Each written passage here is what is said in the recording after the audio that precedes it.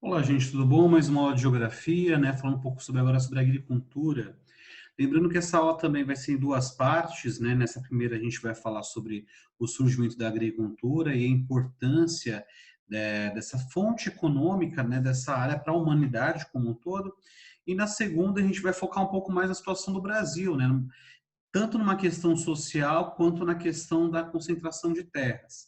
Bom, vamos partindo para essa primeira parte desde agora.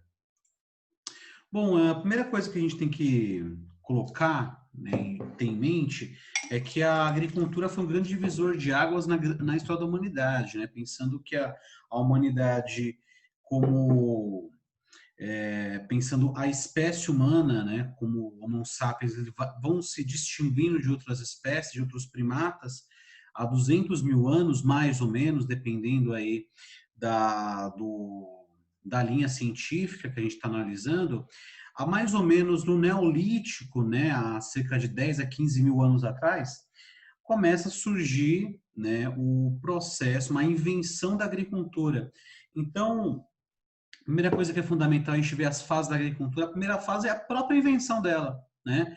Então o ser humano tinha uma condição de caçador e coletor, né? Por conta das mudanças climáticas, principalmente na África, no Oriente Médio, na África, onde, o continente onde o ser humano se originou e foi se dispersando, com o passar do tempo, houve uma necessidade, né, pela escassez de alimentos, que era muito mais a regra do que a exceção, e o ser humano percebeu que algumas plantas, alguns animais, eles poderiam ser domesticados, né? Então, foi um processo muito lento, de idas e vindas, né? Até uma coisa muito interessante, quem estuda muito esse período, no começo, a esses homens sedentarizados, digamos assim, que passam a domesticar plantas, têm um valor nutricional, de consumo de nutrientes, muito menor do que os nômades. Porque os nômades, querendo ou não, mesmo com a exceção de alimentos, a variabilidade de alimentos, né, de caça, pesca e alimentos, frutas, né, ervas coletadas é muito diferenciada. Então, isso dava carboidratos, gorduras muito diferentes no organismo. Quando o homem passa a sedentarizar, né, poucas culturas no início passam a ser domesticadas, isso, claro, que vai se modificando. Mas foi um começo muito difícil. Mas aí um processo que teve como resultado a longuíssimo prazo a própria condição da humanidade, né? Um salto é, é, cultural, técnico bastante significativo. Então, a população mundial começa a aumentar muito por conta do fator agrícola. Então, a agricultura tem um fator essencial, né? Sem a agricultura, sem o espaço rural que começa a ser originado a partir também é, com o acúmulo de produção, né, o excedente que vai ser comercializado em outros espaços, aí vai originar a cidade também, é uma questão importantíssima, né? Então, o próprio espaço rural vai também criando o espaço urbano com o passar do tempo. Então, essa primeira fase ela é importantíssima.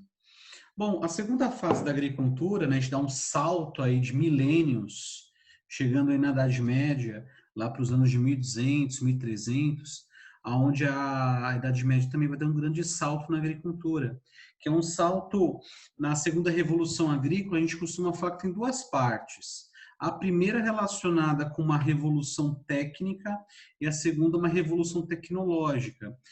É, pensando técnica e tecnologia não como sinônimos, coisas diferentes, né? A técnica, a gente está considerando aqui os meios para atingir um fim, né? Então, o modo de fazer. E a tecnologia é o instrumento, né? Uma máquina, por exemplo, ou coisa do tipo, né? Então, a gente está diferenciando bem. Bom, primeiro na Revolução Técnica, quando a gente diz na Idade Média, a implantação de cavalos na produção para arar a terra é um processo que vai agilizar muito, então a Europa vai ser, não vai ser a primeira, é claro, mas ela vai implantar bastante os animais na produção, a irrigação também, que vai ser um processo que vai ser também muito estimulado, né, na Europa, mas é claro que também desde o Egito Antigo você já tinha obras de irrigação na Roma Antiga. Isso vai ter uma continuidade, uma generalização, essa que é a questão principal, mas uma coisa que é exclusiva, que é importantíssima para a gente pensar a Europa, que ela dá uma contribuição na agricultura, é a rotação de culturas. Antigamente se percebeu, antes da rotação de 2 para 3 culturas, que você rotacionar, deixar uma terra descansando, né? Pegar um espaço agrícola, dividir ela no meio e deixar uma terra descansando e outra produzindo, depois se inverter isso, garantia muita produtividade. Só que quando se descobriu que, ao invés de usar dois espaços e cortar em 3, a produtividade aumenta ainda mais, porque tem uma questão natural, biológica, né? Que uma cultura, geralmente, ela pode sugar mais nutrientes do que outra cultura. Um cereal, por exemplo, né? A gente tem aqui na tabelinha, a gente tem aqui em 3 anos, né, essa rotação, onde o A é o primeiro cultivo, o trigo, o segundo é outro cereal, por exemplo, a aveia, por exemplo, e o terceiro você está descansando. Então, se percebeu que uma cultura, ela suga muito do solo durante um tempo, a produtividade ela vai caindo com o passar de um período, e a necessidade de você descansar essa terra e você mudar a cultura que você muda, ela pode sugar outro nutriente, né? Então, esse tipo de coisa acaba sendo bastante eficaz, né, na produção agrícola e você mantendo aí uma grande produtividade durante um tempo um pouco maior. Isso explodiu a produção, né? A produção aumentou muito por conta disso. Então, essa mudança técnica, o modo de fazer a agricultura, fez com que a produtividade na Europa tivesse muito significativa. Isso acompanha também o crescimento da Europa, né, da peste, das crises, das guerras que a Europa sofria, aí da alta para baixa da Idade Média, né, e esse processo de começa o início do Renascimento a partir do século XV e XVI, a gente vai ter aí uma modificação muito grande, e aí o advento do capitalismo. Bom, agora dando um salto também de alguns séculos, né, chegando aí ao século XIX para o século XX, aí nós estamos na segunda fase, né, da segunda revolução agrícola, então a segunda parte da segunda revolução agrícola, aonde que é uma revolução tecnológica.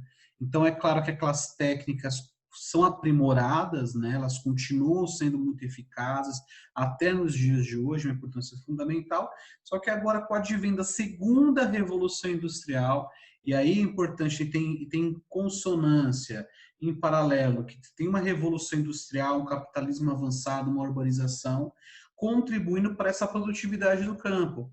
Então, adubos sintéticos, né, máquinas agrícolas como o trator, por exemplo, né, passam a ser importantes no campo. Isso auxilia muito a produção, né? Então, a indústria, ela não vai apenas se limitar em aumentar a produtividade na cidade de mercadorias.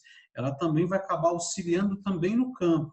Isso vai ser uma coisa bastante importante. Então, a segunda revolução industrial, a partir do final do século XIX, de 1870, 1880, começo do século XX, a gente tem aí esse processo bastante importante. Então, aí, primeira revolução industrial é a própria criação da agricultura, a segunda a gente divide em 2 partes, revolução técnica, revolução tecnológica, que aí vai até o século XX, primeira metade do século XX. E aí, por fim, né, a gente tem a terceira revolução agrícola. Se vocês verem, terceira revolução agrícola, revolução verde, mesma coisa, né? Que ela vai ser aí no século XX, na segunda metade, a partir dos anos 50. Qual que vai ser as características principais da Revolução Verde? Da terceira revolução agrícola? Vai ser uma revolução que vai se basear pelo avanço do meio técnico, científico e informacional, né? Aonde a biociência, biotecnologia, né, aliada, né, com inventos tecnológicos mais avançados e industriais vão ser aplicados no campo, né? Então, quando o que a gente está falando sobre isso? Por exemplo, por sementes geneticamente modificadas, adubos muito mais eficazes, né? Modos de você corrigir a pobreza do solo. Então, esses inventos, eles vão surgir num contexto, uma tecnologia que está se avançando, né? Quando a internet passa a dar os primeiros passos, ainda em áreas militares, institutos tecnológicos, né? Então, ela vai em paralelo com esse caminho, né?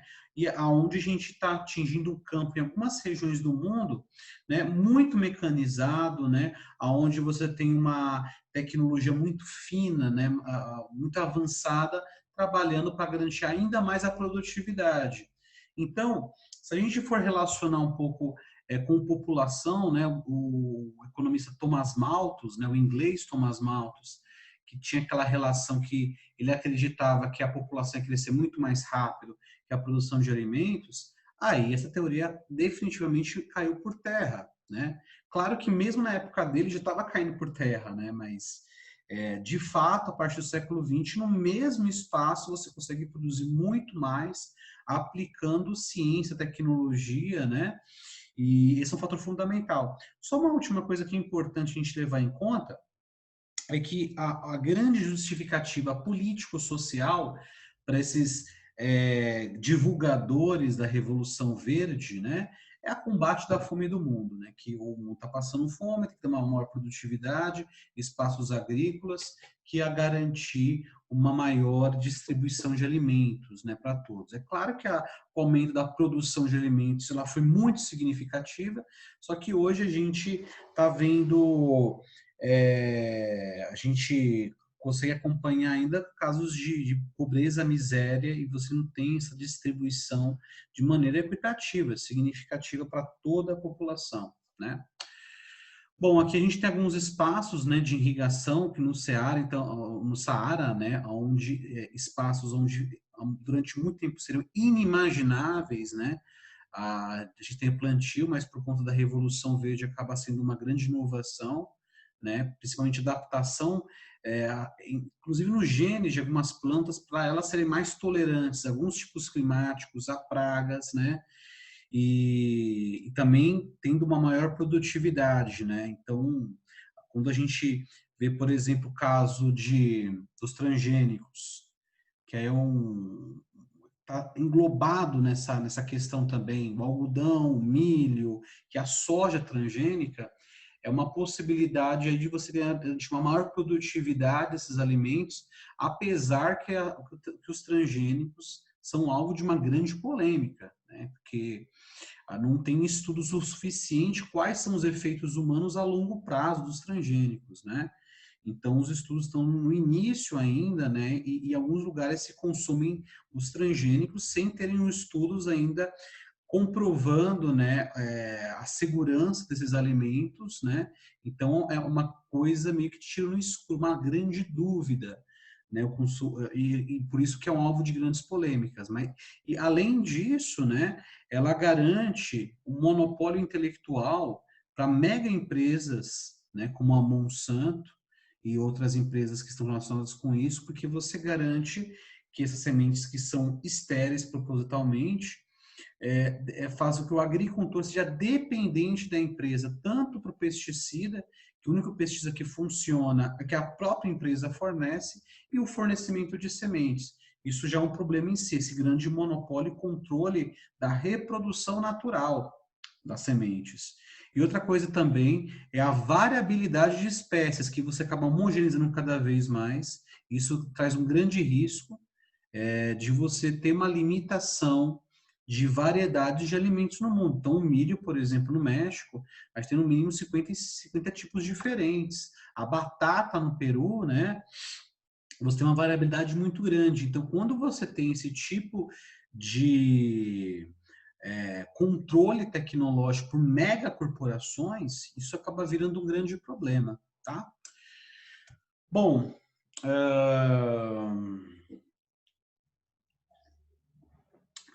esse slide só resume basicamente o que nós falamos agora há pouco, né? que os transgênicos são plantas geneticamente modificadas, né?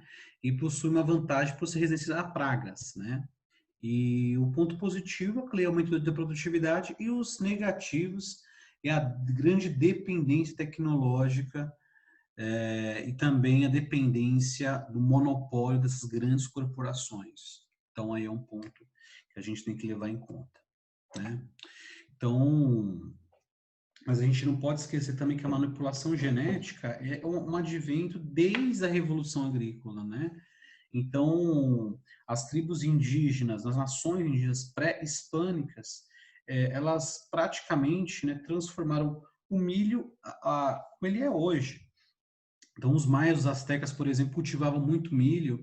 Então, do milho selvagem, né, que seria mais ou menos o original, natural, até porque ele é hoje uma grande transformação através da manipulação das sementes, que era feito durante aí milênios, né, séculos e séculos, e, e depois, né, foi muito popularizado para o mundo inteiro. Hoje se cultiva milho praticamente no mundo todo, mas aí é uma cultura americana, assim como a batata, a mandioca, o açaí, o guaraná, né, que são outras culturas, né, o cacau, muito importantes para a humanidade como um todo, uma grande contribuição da América e das nações, né, das tribos, das culturas que aqui viviam, né, durante muitos milênios.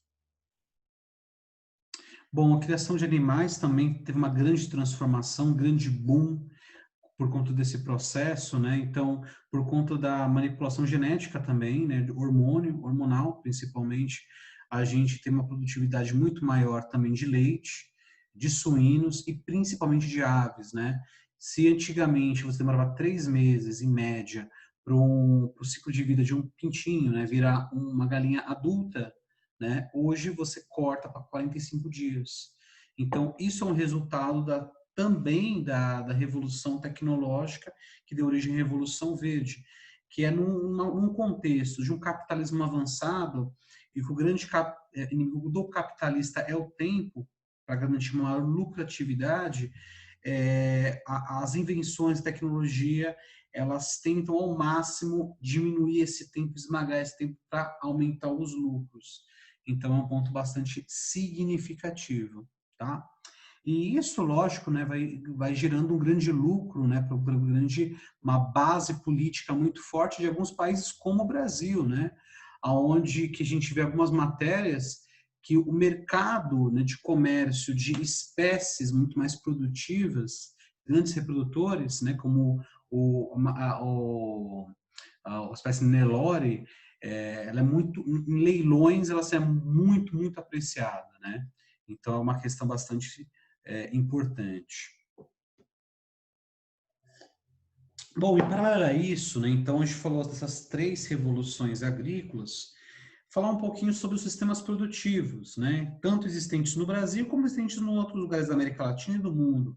Então a gente pode falar de 3 tipos de sistemas produtivos agrícolas, né, que também tem uma relação não só produtiva em si, mas também uma relação social bastante precisa. Primeiro delas, o sistema intensivo. Quando a gente pega o sistema intensivo, a gente está falando de intensidade de produção num determinado espaço territorial, né? Então, o uso intensivo, ele tem uma produção de técnicas muito mais técnicas modernas, né, tecnologias avançadas, onde a produção ela basicamente é para exportação ou ela para comércio, então o objetivo meramente capitalista, né, desse processo produtivo. Pode ocorrer pequenas, grandes propriedades, né? Se a gente pegar nos Estados Unidos, na Europa, né, você tem pequenas e médias propriedades, e no Brasil, em grandes propriedades. A gente chama também de empresas rurais, né? Então, a gente tem essa característica. O sistema extensivo, né, que ele não se baseia tanto na produtividade, mas sim na especulação de terras, na concentração de terras, e isso que países da América Latina, como da África, conhecem muito bem. A produção pode ocorrer, mas a produção é muito pouca, né? Não é tanta produtividade que é o objetivo, mas sim você acumular aquelas terras como uma reserva de poder, né, de alguns locais, esperando que talvez no futuro elas se valorizem para revender ou para algum uso futuro, né? Então, são os chamados latifúndios, né? Então, são grandes áreas territoriais com baixíssima produtividade, né? Muitas vezes você vê uma área enorme com pouquíssimas cabeças de gado ou com pouquíssimas plantações, que o objetivo básico, né, é manter essas propriedades, né, sob posse. E países como o Brasil, né, na América Latina e na África sabem muito bem o que é isso, né, que é uma forma de propriedade muito comum, né, principalmente em nosso país.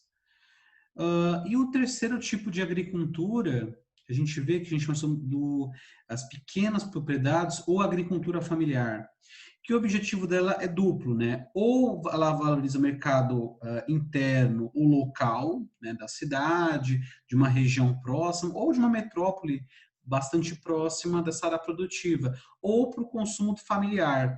Então, o trabalho é baseado principalmente para o casal e pelos filhos, certo? Ou por algum parente próximo.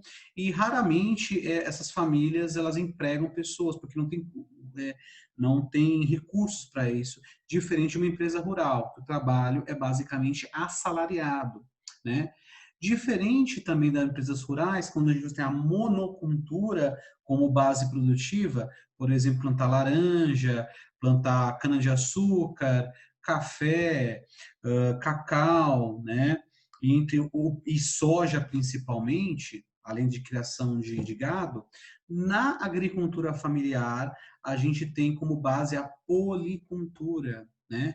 Que é o plantio de diversas culturas em um mesmo espaço. Então, alface, tomate, abobrinha, né? Cenoura, que é basicamente esse tipo de produção que chega na mesa do trabalhador, do povo, né, no Brasil e outros países, né? Então, geralmente a empresa rural ela tem um objetivo de exportação, né? Soja, laranja, né? Uma parte é clara absorvida para o mercado interno, parte minoritária, mas uma grande parte é para exportação.